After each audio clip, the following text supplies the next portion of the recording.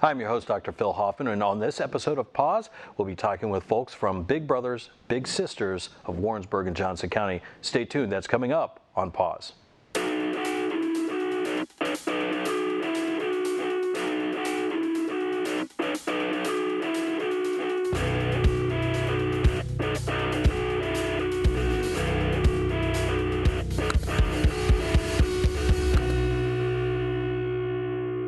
And welcome to Pause. We're here talking to Stormy Taylor, who is the Executive Director of Big Brothers, Big Sisters. Hello, welcome. Yeah, thank you. Thank you. Proud to be here. Well, let's talk a little bit, Stormy, about, I'm sure folks have heard of Big Brothers, Big Sisters, but let's talk a little bit about the history of the organization. How long has it been around? What's the mission? Sure. Big Brothers, Big Sisters is actually a program that is over 100 years old. We have been serving Johnson County itself since 1998. So the program came here by way of Tony and Penny Benetti.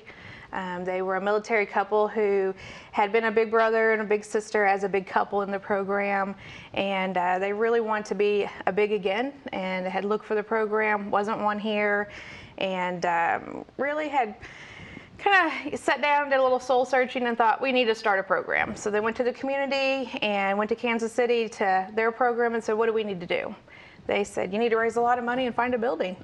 And so we began to do that, and they asked the community for their support, and they did that. They raised the money that we needed. The city of Warrensburg got behind them, helped us, find the location that we're still in, and they started our program, and they opened the doors. So we've been here since then. Lucky for me, I've been there almost all of those years. I started 15 years ago this July, so I've been here for most of them, and we've continued to grow the program since then. Now, for folks who don't really know too much about Big Brothers, Big Sisters, can you explain a little bit about how the process works? How do you find youngsters who need somebody to be a big, and then how do you find the folks that actually serve in that role? Well, the great thing about our program is that as far as volunteers, or bigs as we call them, most people can be a big. Sometimes people think, oh, I'm not cool enough, or I'm not neat enough. Well, really, it's just normal people. It's people who do things already. If you like to go outside and spend time outdoors, if you like to watch TV, if you like to cook, you can be a volunteer. For us, we ask for people who are at least 19, and on the other end, as long as you pass our background check and you're able to drive an automobile and you pass all of the things that we put you through, you're able to do that. Safety is really important to us, so we will actually, Tanisha Roaming, who is our case manager, will do and spend a lot of time with you. We will ask for references. We'll check and see what your character is like. We will do a background screening. We'll come to your home.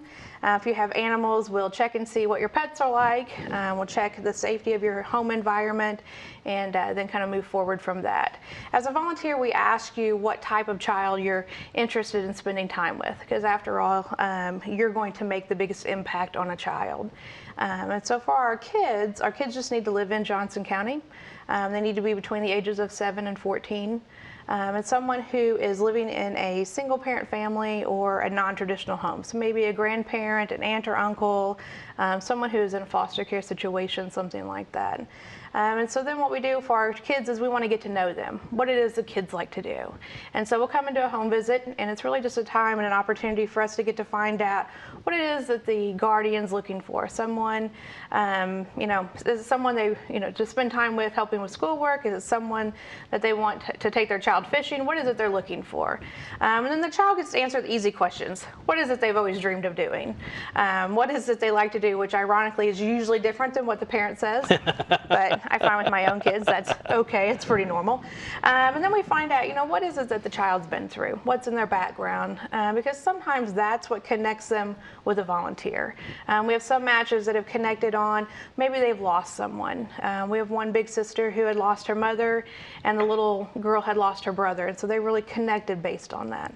And so we look for those things that will make a great match. And then once we have, volunteers and we have kids, then we look at those people that would, really connect together. Because what we're looking for is life-changing friendships. We're not just looking for, well, you're the next person up and you're the next person up, let's match you together.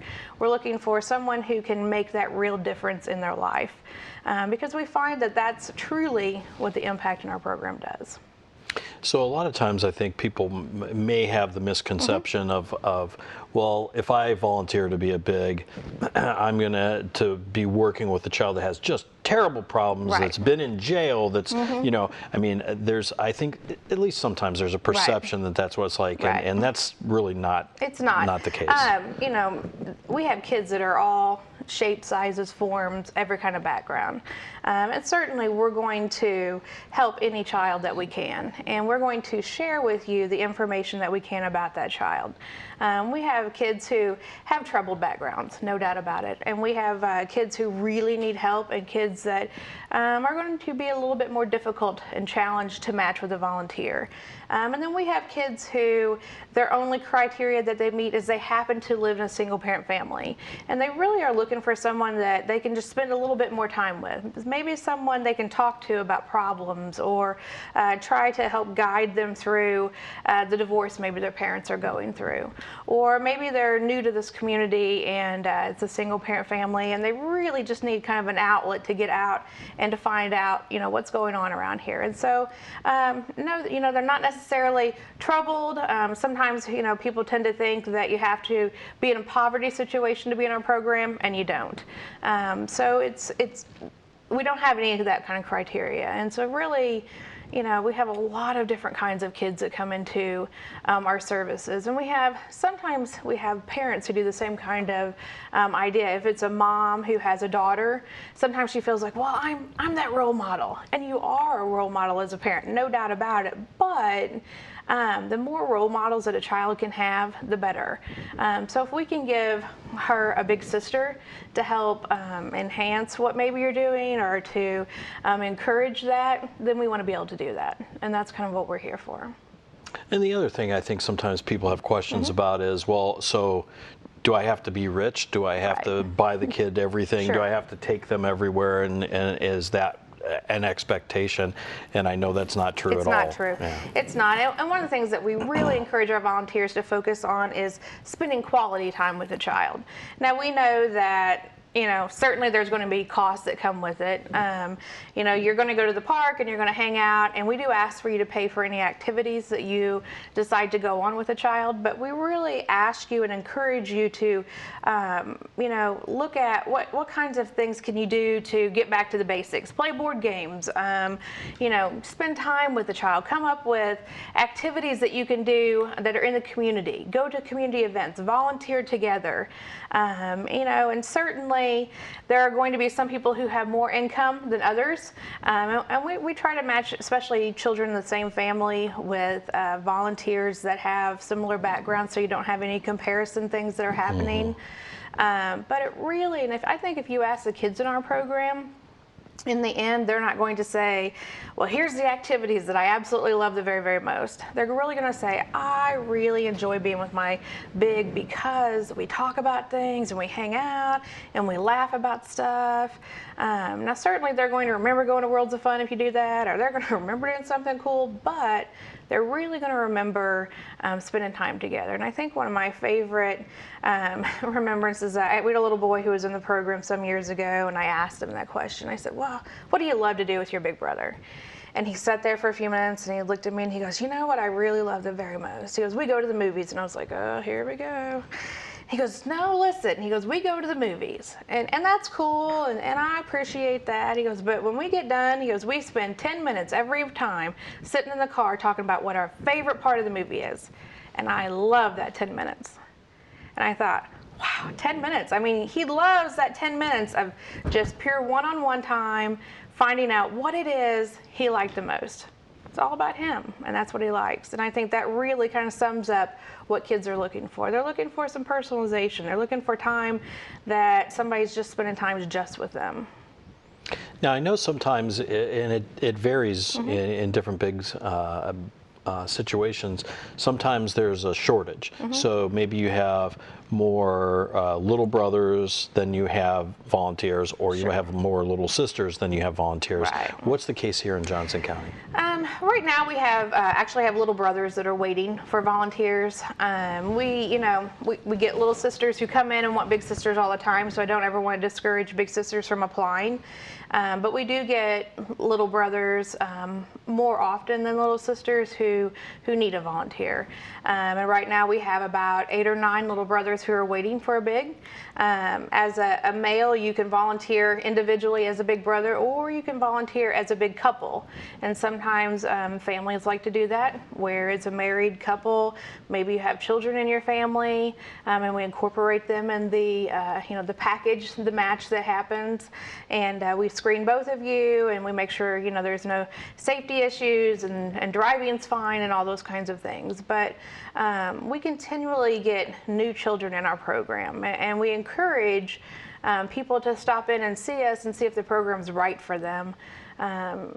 Some people, it's a great time to volunteer today. Some people, it's a great time to share our story because they know somebody who could be a big, and that's what we're asking people to do. Now, if people are interested in being part of this, whether it's as a little or a big, Sure. Where do they go for information? We are located at 608 North College, which is in the front of Shepherd Park. Some people know us from the clothing donation bins. That's us. It's a program that we have that's ongoing. We're the yellow park. That's what my kids call it. We're located near Mazzio's. We're there. We also have a phone number, which is 660-429-1991. You can find us in the phone book. During school hours, you can ask any of the social workers, counselors, teachers. They can direct you toward us. We're pretty easy to come by, so we just encourage people to stop in and see us and get a hold of us if you want to volunteer, or if you want to be a part of our program as a child.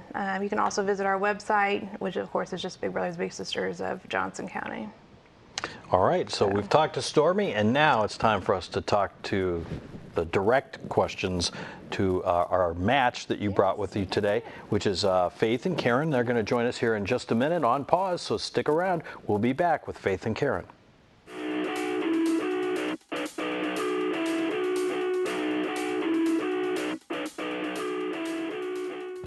My granddaughter is named June Elizabeth, but I call her Junebug. My hope is to teach her about kindness and about the love of animals and nature.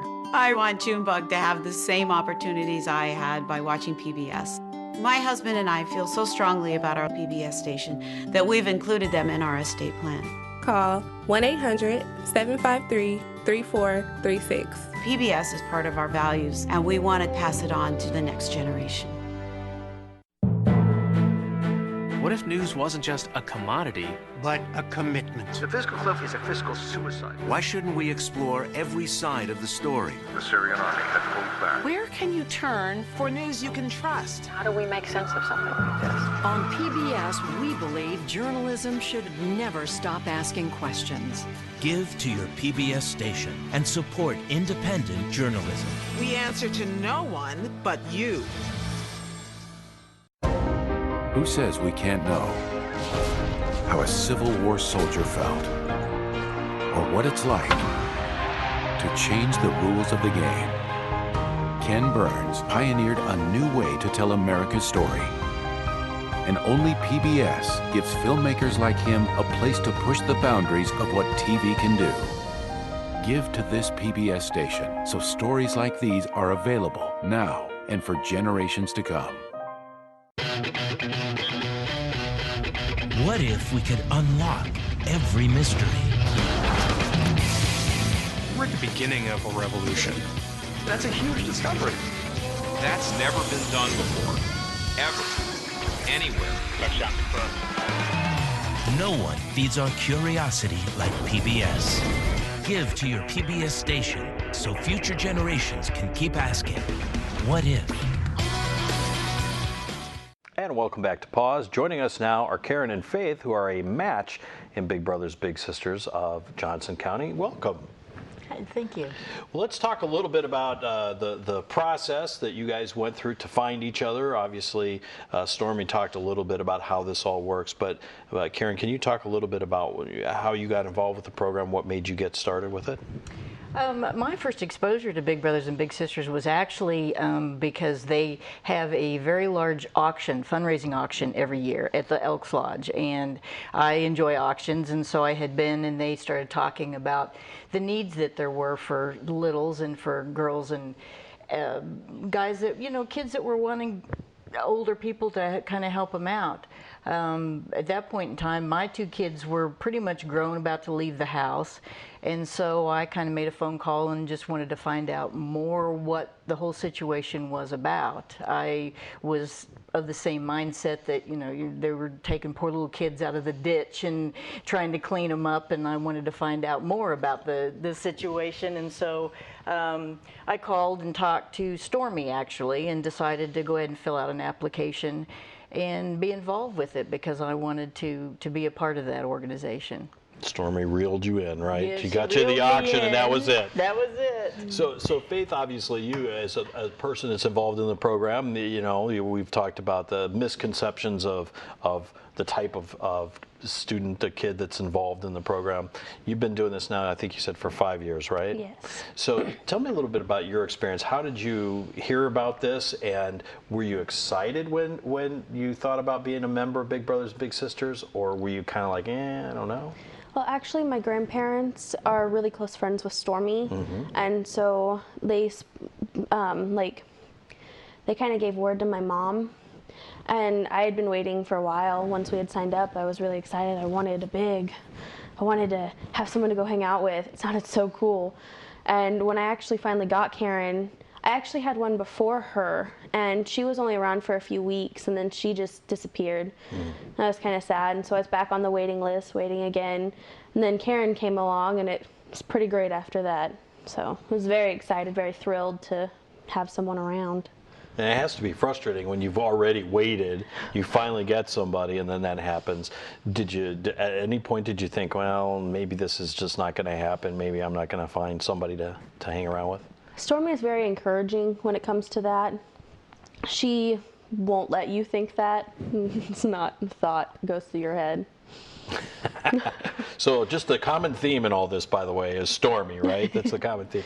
So Karen, when you first met with Faith, talk a little bit about that process. How did you get to that point, and do you recall much about the first time you guys met? Yes, when I had filled out the application, gone through background check and everything, there was a little time period where they were trying to find, you know, who was available as far as littles, and they called and said, we have a gal we think that you'll get along with great. And so Faith and her mom came to the office of Big Brothers and Big Sisters, and we all met together. They gave me a little background information about Faith, you know, her age and things that she kind of liked to do and stuff, but we didn't have a whole lot of knowledge.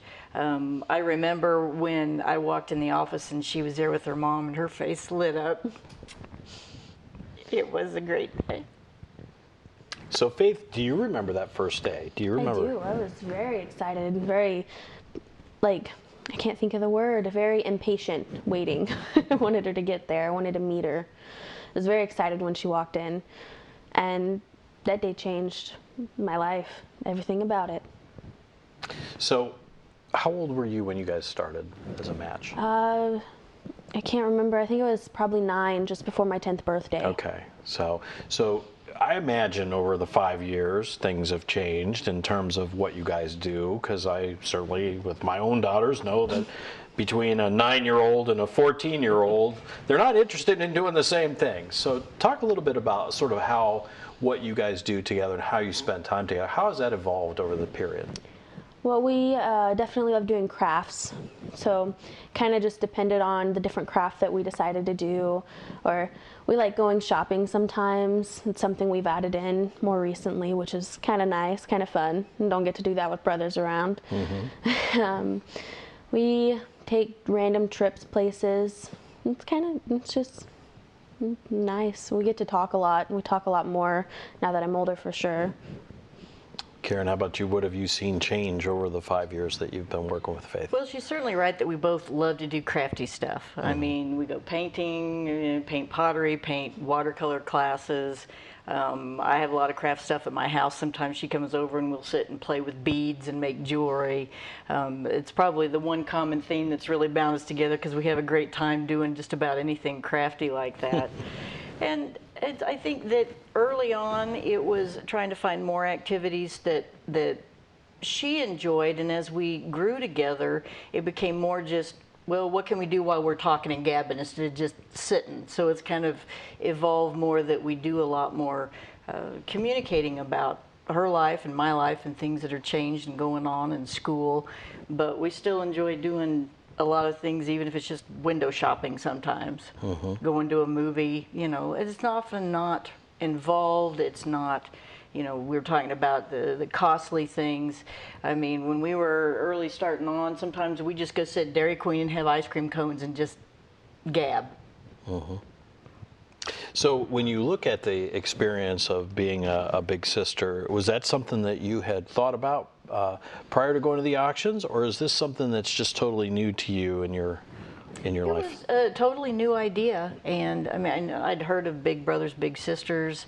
Again, didn't really have much knowledge, and the more I thought about it, the more I thought, you know, my kids are leaving the house, and I certainly loved being a mom and sharing and doing things, and I thought if I can spend a half hour a week to, you know, make a child have some fun, have something to do away from their household situation, or even with Faith's situation, she's got 2 younger brothers at home, and I thought, that little girl needs some time away from those brothers once in a while too. So it was a new idea, but I liked the idea of being able to share some time because I had enough time available that I could do that. How did your grown children react to this? Do they feel jealous? Did they say, why are you spending time with somebody else? Or why don't you spend time with us? My kids, they know Faith, and they've been around her. They think she's just as great as I do, and I think, not only I think does it set a good example for my kids to show that, you know, to share your time with somebody else is a positive thing. My kids have never been jealous or anything, and neither of my kids are that crafty anyway, so they think it's great I've got somebody I can do my crafty stuff with. Yeah, I would drag one of them to painting class.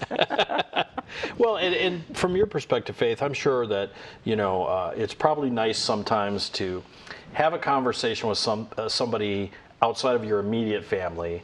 You know, even though you might have a great relationship with your parents, they're still your parents. And at some point, it's like, I want to talk to somebody who doesn't bring that piece to it. Is that something that you look forward to with Karen, is having that outside voice, I guess? Very much so, because in our family, once it's said to one person, it kind of has this little ring that it goes around to every person. So it's very nice to have a person that I can talk to that I know that the words aren't going to get back to everybody. They're not all going to know what I was thinking that day or how I was feeling the last week. It's very nice. Yeah. So, and you probably appreciate the fact that, you know, you can swear her to silence, right? She's got to stick to it. Yeah.